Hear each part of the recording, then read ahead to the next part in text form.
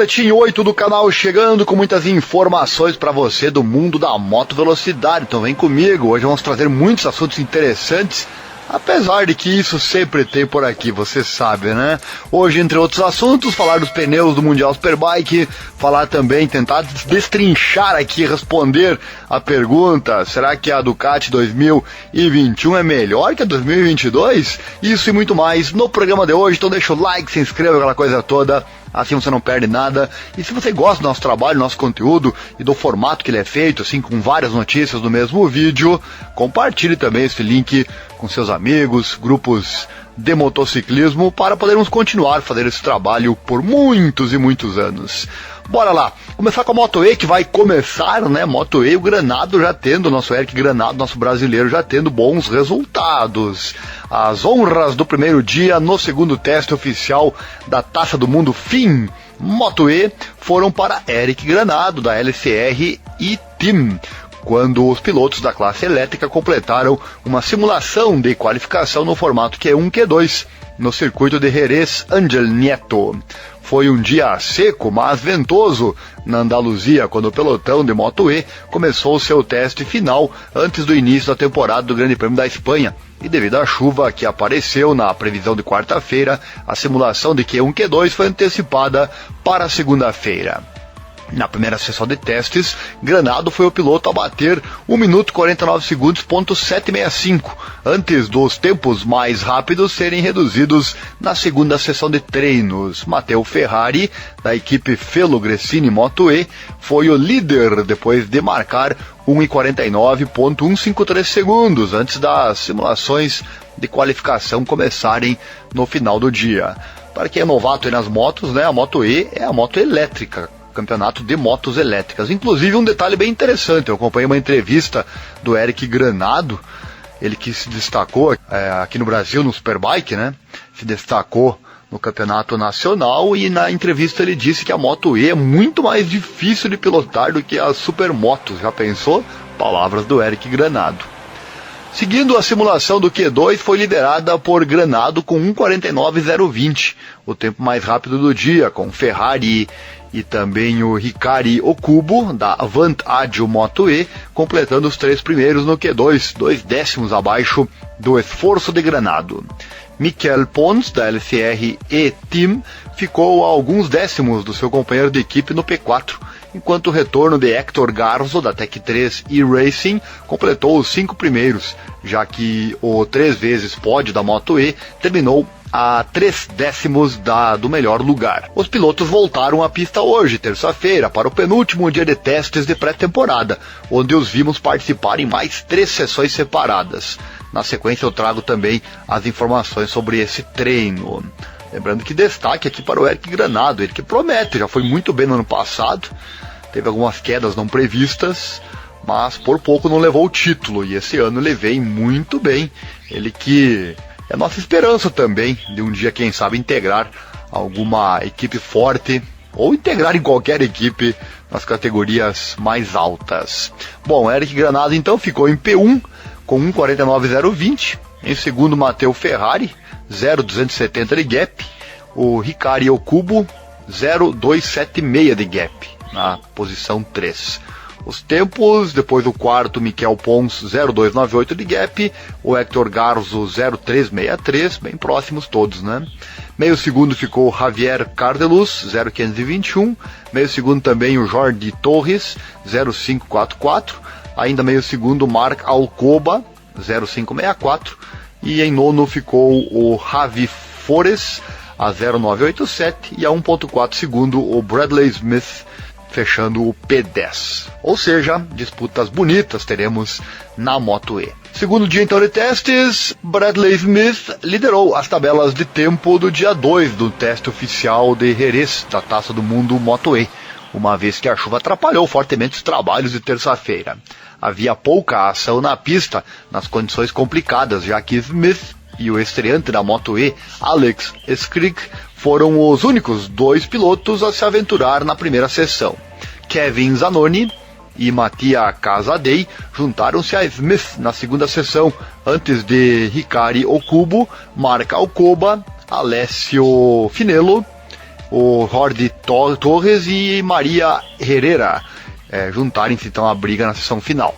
No final do penúltimo dia de testes, o tempo molhado de Smith, com 1:58.080, definido na segunda sessão, foi a volta mais rápida, já que os pilotos e as equipes esperaram que a chuva desaparecesse antes do último dia de pré-temporada na quarta.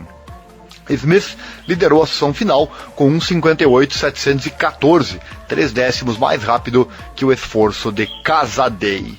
Pista na chuva é bom para treino, claro, mas não dá para levar em consideração com relação aos tempos, né? 1:58.080, bem inferior ao tempo do Granado no dia anterior, com 1:49.020. Vamos aguardar então a chegada da Moto E com o nosso brasileiro Eric Granado representando nosso país. Enea Bastianini, vamos falar dele agora, a partir de agora, trazendo as palavras dele que espera o título da MotoGP. A estrela da Gresini Ducati certamente espera lutar pelo caneco, tendo retornado ao topo da classificação ao se tornar o primeiro vencedor repetido de uma temporada imprevisível de 2022 em Austin no domingo. Até ali havíamos um vitorioso para cada corrida. Perdeu a sua corrida? Nós transmitimos, claro, aqui no canal. Quer rever? Tem o link aqui na descrição ou no card para você. Palavras do Bastianini, são apenas as primeiras 4 corridas, o campeonato é longo, mas temos um potencial muito bom. A equipe trabalha bem e acho que podemos lutar pelo campeonato. Ele fez uma corrida tática, poupando força e pneus, atrás dos pilotos da GP22, Jack Miller e Jorge Martin, antes de ser levado à ofensiva por Alex Rins. Se você perdeu todas as informações pós-corrida, tem um vídeo aqui no canal, o boletim anterior a esse. Lá você pega tudo o que foi dito, tudo que foi trazido em mais um boletim aqui do canal. Bastianini segue dizendo, foi uma batalha muito dura. A primeira parte da corrida foi fundamental para não gastar muita energia. Partir da segunda fila facilitou as coisas, mas quando o Alex tentou ultrapassar-me, muitas vezes pensei, ok, agora é hora de empurrar. Passei Jorge e depois Jack e ganhei. Fantástico! Para ver como o piloto administra uma corrida também, não está a todo momento no limite, né? Às vezes ele administra para depois colocar o jogo final, né? E mesmo assim vencer a corrida. Portanto, isso é um fato que todos eles fazem, né? Bastianini tinha colocado a sua GP21 na liderança a 4 voltas do final, depois diminuiu para vencer por 2 segundos o Rins, com Miller completando o pódio em terceiro. O jovem italiano regressa agora à Europa, com uma vantagem de 5 pontos sobre Rins da Suzuki, no campeonato de pilotos, tendo vencido a primeira no Qatar e agora a última das rondas de abertura. Ele encerrou dizendo, as 2 vitórias são importantes para mim, porque são 25 pontos cada uma. A primeira é a mais especial porque a dediquei ao Fausto, e também foi a primeira corrida da equipe com a Ducati. O Fausto Gresini, dono da equipe que acabou vindo a falecer, vítima da Covid. Agora sua esposa abraçou a causa e começou muito bem, diga-se de passagem. Você ouviu aí o termo GP21, né, que é com relação à moto que ele usa, GP21, porque ele tem a Ducati do ano passado, ano 2021, enquanto outros pilotos utilizam a GP22, para muitos inferior à GP21. Mas será que isso é verdade?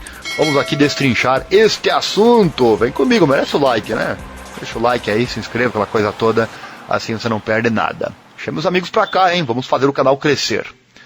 Bom, na frente de todos no Campeonato Mundial de Pilotos existe uma Ducati, mas não é uma GP22 nova e extravagante, mas sim uma GP21 mais antiga, embora com algumas atualizações, né, conduzida pelo Enea Bastianini. A todo custo não é tão incomum na MotoGP, pois em 2020 vimos Franco Morbidelli fechar o campeonato em segundo lugar, com a M1 do ano anterior. A história, portanto, parece se repetir, mesmo que nesse caso seja ainda difícil dizer se a moto antiga é melhor que a nova. Bastianini está pilotando uma Desmosedici que se beneficiou de 2 anos de desenvolvimento, devido ao congelamento de motores por Covid, que no final de 2021 se tornou quase imbatível nas mãos do Bagnaia, que venceu 4 das últimas 6 corridas. Chegou no pódio em outro e caiu quando estava no comando no último. Inclusive tem uma brincadeira que ronda a internet, eu procurei pela informação, não encontrei, portanto não sei se é verdade, mas ronda a internet um fato de que Bagnaia foi, lá no começo da temporada, nos testes ainda foi questionado. Mas como que o Bastianini consegue pilotar a moto 2021 melhor, indo mais rápido que a 2022? E aí Bagnaia teria respondido, claro, ele pegou a moto pronta, né? Uma moto já preparada. Mas repito, não achei essa informação da boca do Bagnaia, mas enfim, ronda a internet. Se você ouviu isso também, se você sabe onde está o link, por favor, comente aqui na descrição.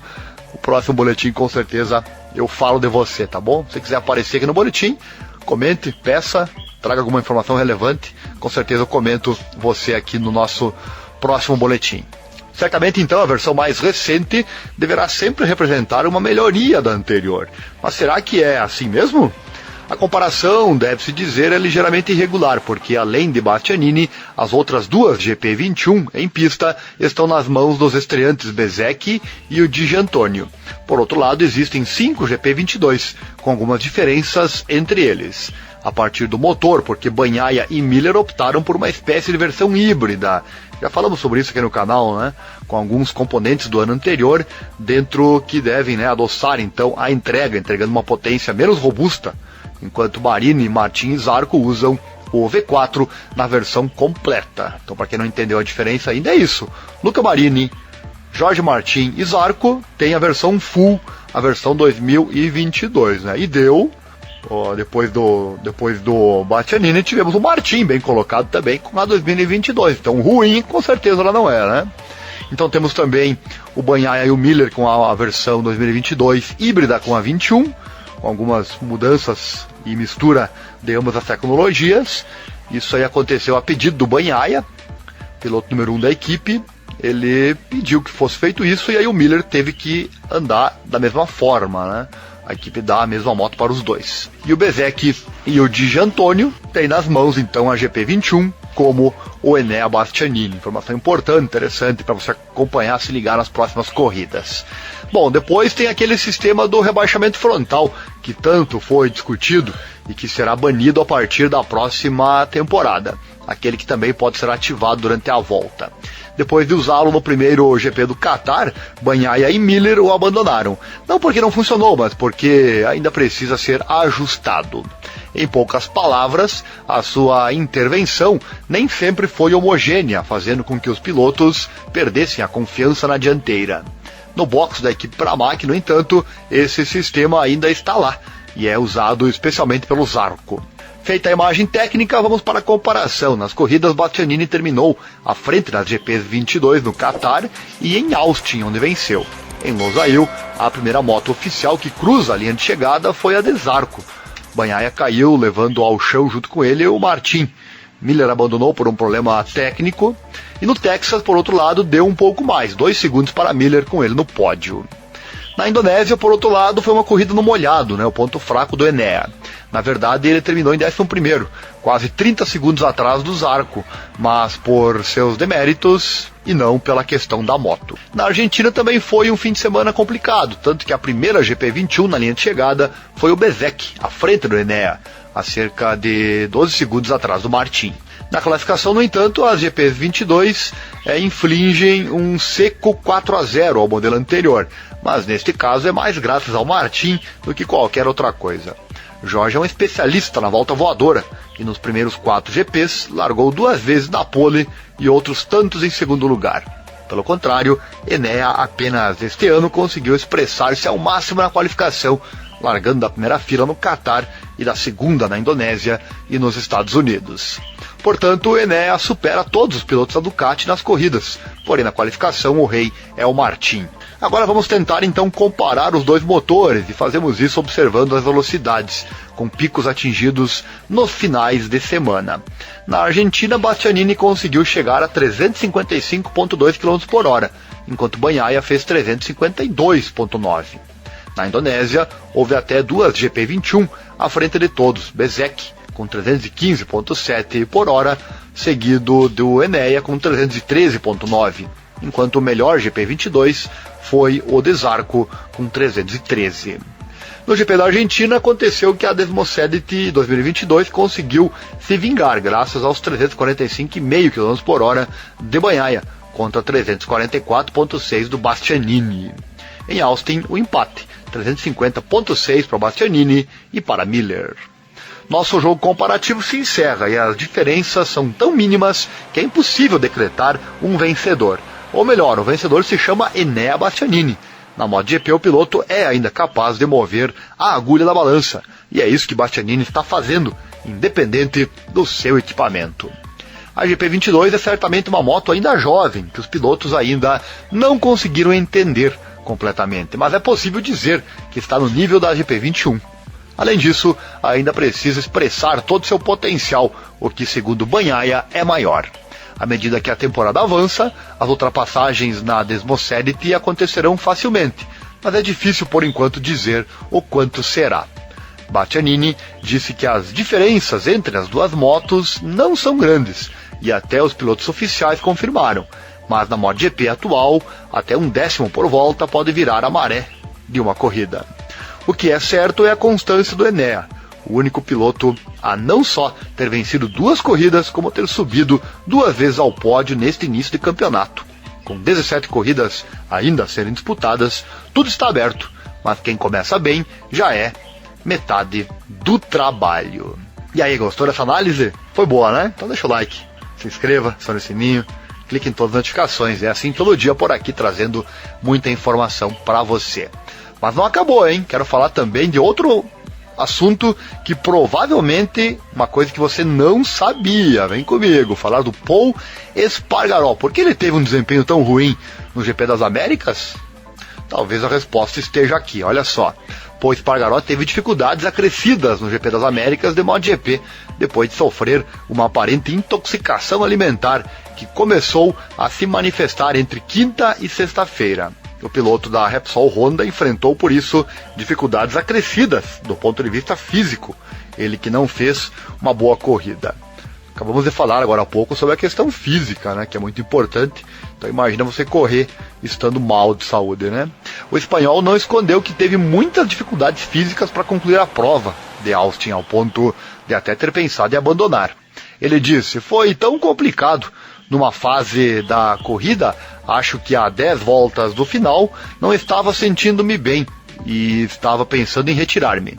Mas estava na área dos pontos e disse: ok, vamos aguentar e tentar acabar a corrida o melhor possível.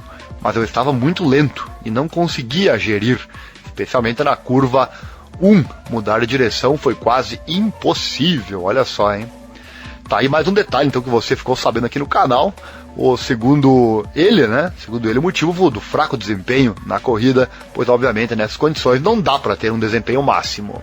Visivelmente esgotado na conferência perante os órgãos de imprensa, Espargaró quer agora aproveitar a pausa antes do GP de Portugal para se recompor. Ele disse: sinto-me exausto, esta foi uma das corridas mais duras que tive na MotoGP. Felizmente vamos para casa, posso ter algum tempo para me recuperar e depois começamos na Europa. E para finalizar, falar também do Mundial Superbike, da novidade que tem lá, que é a questão dos pneus, hein? Mais um assunto que eu trago aqui para você. Vamos lá, um pneu novo para classificação e quem sabe para corridas também. O Campeonato Mundial Superbike 2022 teve um grande começo em Aragão, com a temporada já dando corridas muito próximas. No entanto, uma das sessões da Superpole mais próximas que já vimos também aconteceu quando o Toprak Razgatlioglu venceu o Álvaro Bautista, o Toprak da Yamaha e o Bautista da Ducati, para a pole por apenas 0.006, que loucura, né? Com todos usando o pneu SCQ. O pneu SCQ é novo para 2022 e substitui o antigo pneu Q na Superpole, além de ser disponibilizado para a Superpole Race, sendo então recebido em um fim de semana de corrida real. Esse aqui aí é de Qualify, né, de qualificação. Então SCQ envolvendo também a qualificação.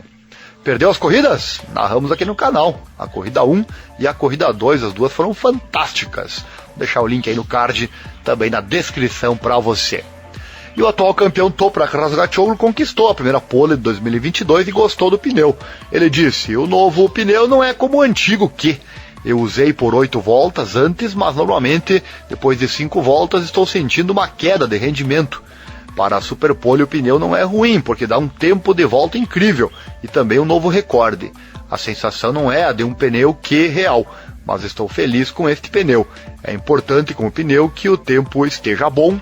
Fecha aspas, então, palavras do Toprak. Ontem falamos também sobre o Toprak no boletim, então ó, se você perdeu, tá aqui no canal. Vou deixar o link também no card e na descrição para você não perder nada. Segundo do grid e duplo vencedor no fim de semana, Álvaro Bautista também elogiou o pneu, olha só. Com certeza foi uma boa experiência com esse pneu, porque é mais macio que o SCX e permite-nos fazer um bom tempo de volta. Tentamos no Tele2, fiz 8 voltas e o ritmo não foi tão ruim.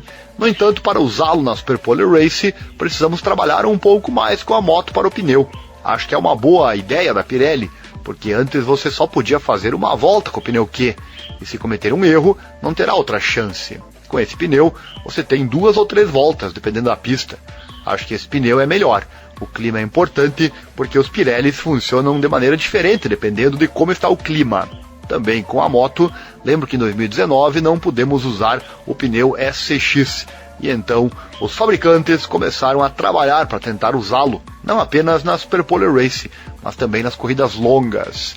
No final, se a Pirelli trouxer esse tipo de pneu, os fabricantes trabalharão na moto para usá-la na Superpole Race, palavra do Bautista. Então a diferença essencial é essa, ele aguenta mais, né, do que o pneu Q. O Michael Ruben Rinaldi, da Ducati, comentou como o estilo de pilotagem do SCQ é diferente em comparação com o pneu Q do ano passado, na Superpole. Andar é um pouco diferente, então você não pode ser tão agressivo quanto com o pneu de uma volta de 2021. Palavras dele, né? No entanto, no final, o tempo foi bom e ainda mais rápido, então acho que a Pirelli fez um ótimo trabalho. E acho que eles nos deram mais longevidade e tem um ótimo desempenho. Por fim, falou também o Jonathan Rea, que também falou bem do pneu. Ele falou sobre como é bom para a sessão de Superpole, mas disse que ele e sua ZX-10RR ainda não estão prontos para correr com ele. Palavras do Rea. É definitivamente um pneu que está no meio, não é um pneu Q completo como tínhamos no passado e dura um pouco mais. Ajuda que se você tiver uma bandeira amarela no seu colo e então sua volta for cancelada, você terá outra volta. Não acho que o desempenho melhorará após cada volta, mas certamente você terá a chance de fazer uma volta decente em vez de uma volta ruim, porque o pneu está destruído. No entanto, para a Superpole Race ainda não é uma opção para nós. Nossa moto não está usando muito bem e também tem o peso médio, então acho que você precisa ser bastante gentil com este pneu para deixá-lo fazer a corrida. Vamos ver, talvez nos fins de semana quentes possamos ver, fecha aspas, disse ele.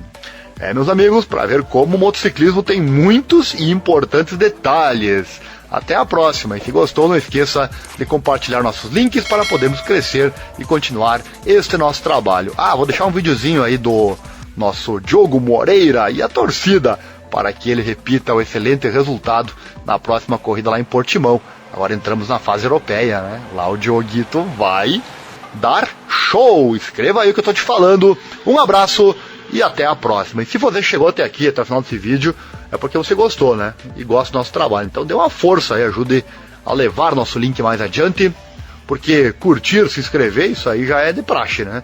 Se você está aqui no final, certamente já fez isso, né? Mas compartilhe o link deste vídeo com seus amigos, grupos de motociclismo. Aquele abraço, valeu, deixa sugestões e até mais.